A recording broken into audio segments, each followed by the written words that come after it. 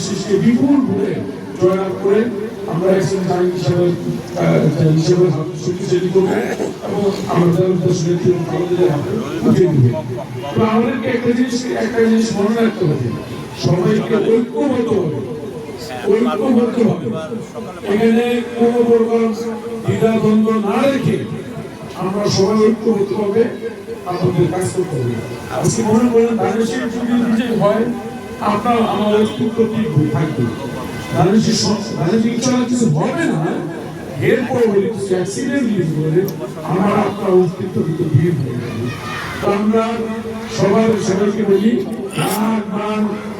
ভুলে গিয়ে ধানের শীষের জন্য খালেদা জিয়ার আত্মশক্তিশালী করার জন্য তারেক রহমান শক্তিশালী করে ভবিষ্যৎ তারেক রহমানকে বাংলাদেশের প্রধানমন্ত্রী হিসেবে দেখতে চান, জাহাঙ্গীর যদি সংসদ দেখতে চান, তাহলে ধানের শীষকে আমাদেরকে সম্মিলিত করে আমাদেরকে এগিয়ে নিতে হবে। এই জন্য আপনারা সবাইকে ধন্যবাদ। আপনারা সবাই সমস্ত নেতৃত্বের মিলে মিশে আমরা সবাই কাজ করবেন, এটা আমাদের আশা। এই প্রতি আপনাদের সঙ্গে সংক্ষিপ্ত বক্তব্য রাখবেন আমাদের ঢাকা আদালতে আগামী 12 ফেব্রুয়ারিতে জাতীয় সংসদ নির্বাচন হবে।